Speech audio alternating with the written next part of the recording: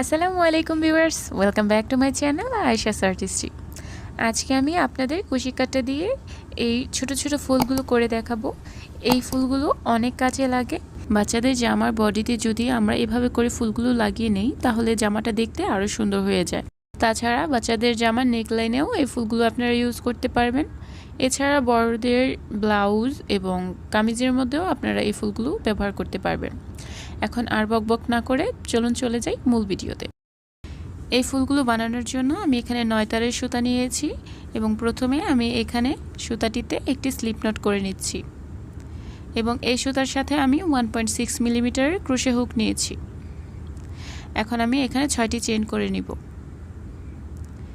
1 2 3 4 5 6 6টি চেইন করে নেওয়া হয়ে গেলে একেবারে প্রথম চেইনে আমরা স্লিপ স্টিচ দিয়ে জয়েন করে দিব। এখানে একটি সার্কেলের মতো হবে। এখন দুটি চেইন করব এবং এই সার্কেলের মধ্যে এখন আমরা ডাবল ক্রোশে করে নিব। একটি ডাবল ক্রোশে হলো, আরেকটি ডাবল ক্রোশে করব, দুইটি, আরেকটি ডাবল ক্রোশে করে নিব, তিনটি ডাবল ক্রোশে করে নিলাম। এখন আমরা দুইটি চেইন করব এবং এই সার্কেলের ভিতরে একটি স্লিপ স্টিচ দিয়ে জয়েন করে দিব। এখানে আমাদের ফুলের একটি পাপড়ি হয়ে গেল। এখন আমরা আবার দুইটি চেইন করব এবং সার্কেলের ভিতরে তিনটি ডাবল ক্রোশে করে নিব। একটি, দুইটি, তিনটি ডাবল ক্রোশে করে নেওয়ার পর আবার দুইটি চেইন করব এবং এই সার্কেলের ভিতরে আমরা স্লিপ স্টিচ দিয়ে জয়েন করে দিব। হয়ে গেল আমাদের দুইটি পাপড়ি।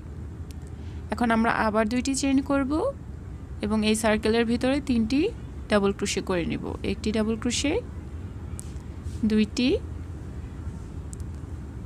তিনটি ডাবল ক্রোশে করে নেওয়ার পরে দুইটি চেইন করে নিব এবং আবার এই সার্কেলের ভিতরে একটি স্লিপ স্টিচ দিয়ে জয়েন করে দিব। এভাবে করেই আমাদের পাপড়িগুলো করে নিতে হবে। আমি আবারও বলে দিচ্ছি, প্রথমে আমাদের দুইটি চেইন করতে হবে, তারপরে আমাদের তিনটি ডাবল ক্রোশে করতে হবে। একটি ডাবল ক্রোশে করলাম, দুইটি ডাবল ক্রোশে, তিনটি ডাবল ক্রোশে করে নেওয়া হয়ে গেলে আবার দুইটি চেইন করব এবং এই সার্কেলের মধ্যে একটি স্লিপ স্টিচ দিয়ে জয়েন করে দিব। এখানে আমরা টোটাল 5টি পাপড়ি করব, এখানে 4টি হয়েছে। আমরা একটু চেপে চেপে তারপরে কাজটা করব।